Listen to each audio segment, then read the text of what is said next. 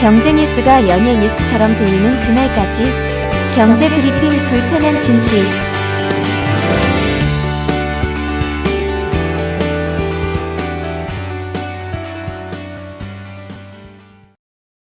(100% 흑자 올림픽이 될 것이다).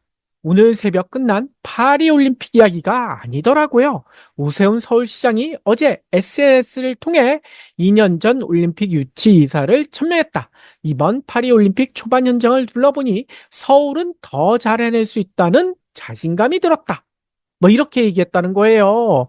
아니 그런데 올림픽 유치 정말 가능할까요? 그리고 유치한다면 오세훈 시장의 얘기처럼 흑자 올림픽 달성할 수 있을까요?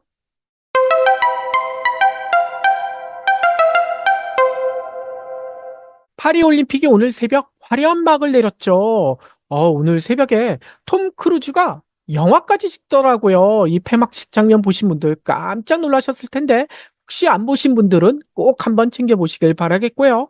아무튼요, 대한민국 팀 코리아는 역대 최소 선수단으로 역대 최대 메달 타이라는 기적을 썼다고 합니다. 다들 아시다시피 금메달 13개, 은메달 9개, 동메달 10개, 총 32개 메달을 따냈다는 거예요. 그래서 종합 8위에 올랐다는 거죠.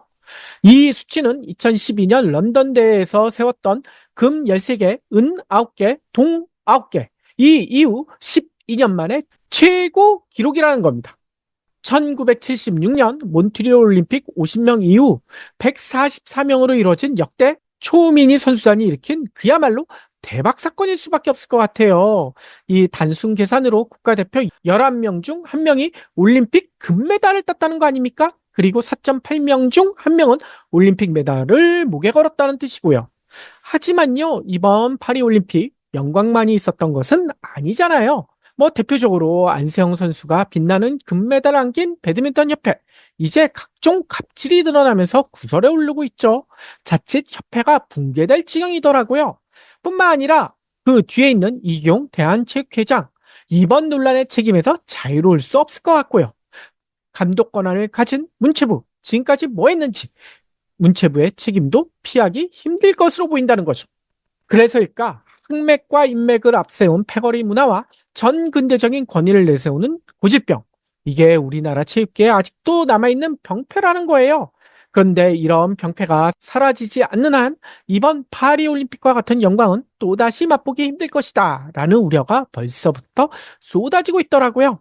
가장 공정해야 할 스포츠에서 불공정이 판치는데 선수들이 힘을 낼 수 있겠습니까? 그런데 이런 문제에 대한 해결책은 관심도 없는 것 같아요.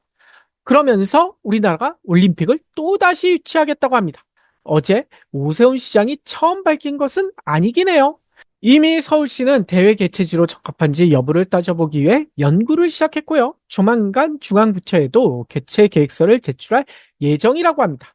원래는 부산도 참여할 예정이었다는 거예요. 하지만 지난해 2030 세계 박람회 유치 참패, 이거 다들 아시잖아요. 이 때문에 부산은 이번 개최 선정에는 빠질 것으로 보인다는 거예요.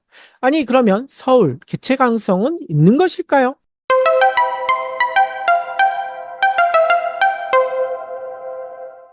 현재까지 2030 올림픽 유치 의향을 밝힌 도시, 인도의 아마다바드, 뉴델리, 그리고 중국의 칭따오, 인도네시아는 아직 도시는 미정인데 신청한다고 하고 있고요. 튀르키예는 이스탄불, 독일의 베를린, 이집트의 카이로, 그리고 멕시코는 과달라하라, 멕시코시티, 그리고 폴란드의 바르샤바, 이렇게 알려지고 있습니다.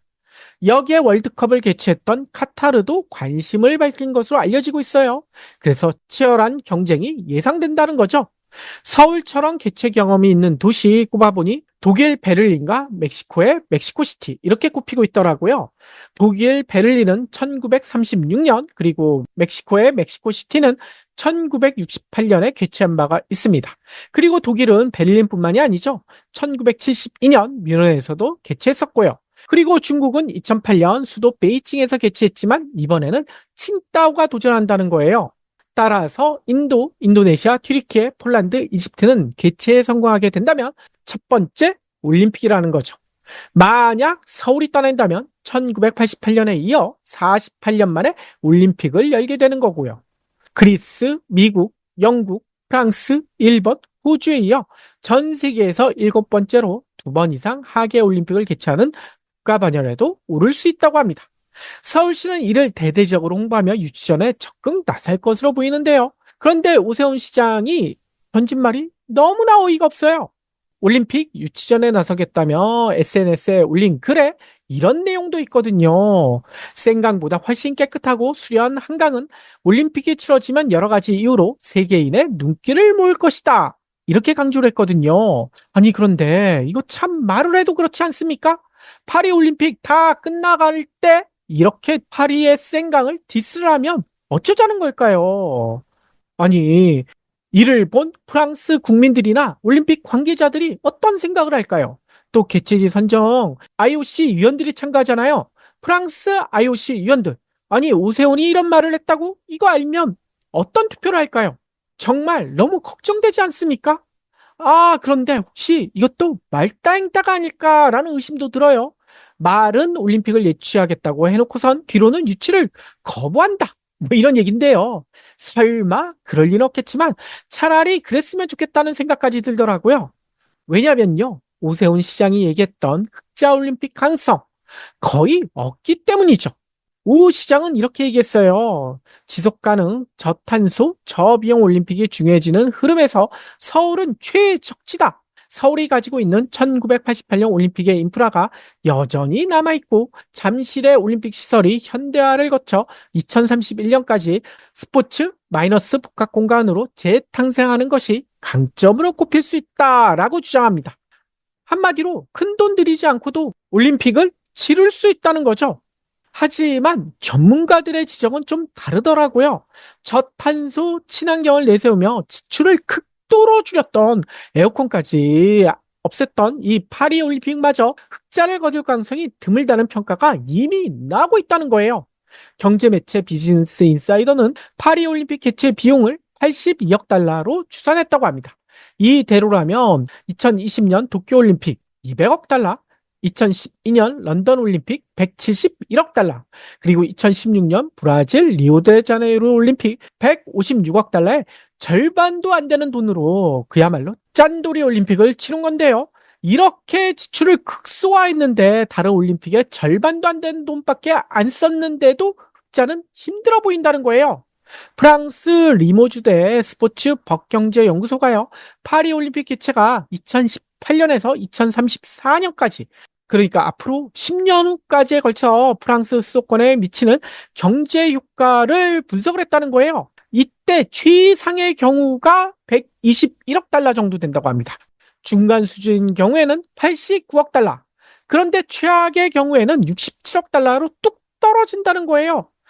최상의 경우를 가정한다고 하더라도 40억 달러밖에 안 되는 흑자고요. 최악의 경우에는 15억 달러 오히려 적자입니다. 적자. 문제는요, 파리올림픽만이 아니라는 거예요.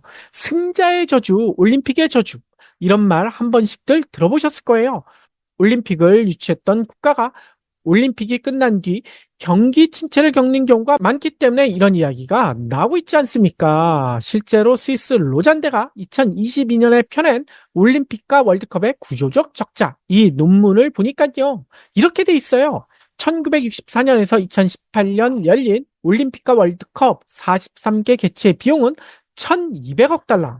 우리나라 돈으로 165조 원이 넘어요. 반면 이익은 700억 달러밖에 안 된다는 거예요. 96조 원에 그쳤다는 겁니다. 구체적으로 올림픽 개최에 따른 손실은 1976년 캐나다 몬트리올 올림픽이 무려 57억 달러 적자, 그리고 2012년 영국의 런던 올림픽이 52억 달러 적자, 그리고 2004년 그리스 아테네 올림픽도 43억 달러 적자였다는 겁니다. 특히 그리스 같은 경우에는 올림픽을 치느라 GDP의 3.4%를 들였을 정도로 재정 부담이 매우 컸다고 합니다. 그래서 2015년 채무 불이행, 그러니까 디폴트를 선언한 배경 중에 하나, 이걸로도 올림픽 개최가 꼽히고 있다는 거예요. 근데 더 놀라운 점이 하나 있어요. 적자 규모 4위. 4위가 어느 올림픽인지 아세요? 바로 1988년 서울 올림픽이 차지했다는 거예요. 서울 올림픽 적자 규모도 무려 24억 달러에 달한다고 합니다. 아니, 서울 올림픽 흑자 아니었나요? 저도 그렇게 알고 있었는데 충격적이지 않습니까? 이 때문일까요? 힘겹게 유치전에 뛰어들었다가 손사래를 치고 일찌감치 떨어져 나가는 일도 잇따르고 있다는 거죠.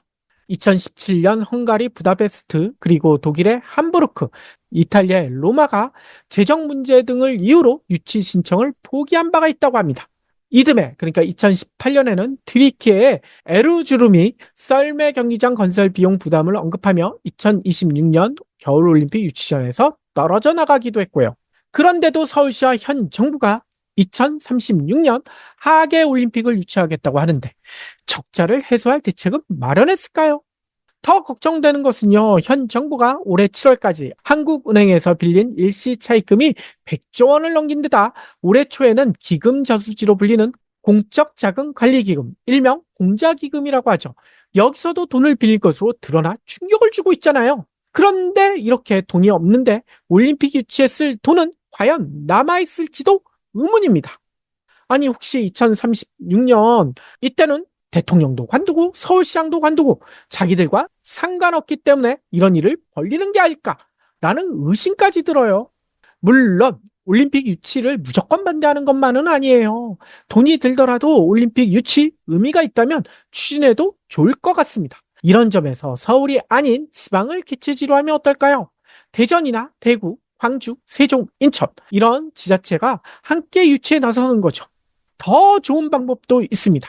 남북 관계가 회복돼서 평양이나 개성까지 포함된다면 정말 의미 있는 올림픽이 될 수도 있을 텐데요.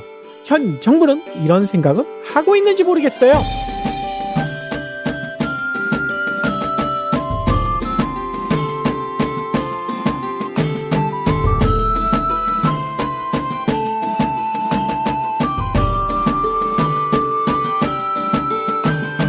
경불진 완주해주셔서 감사합니다.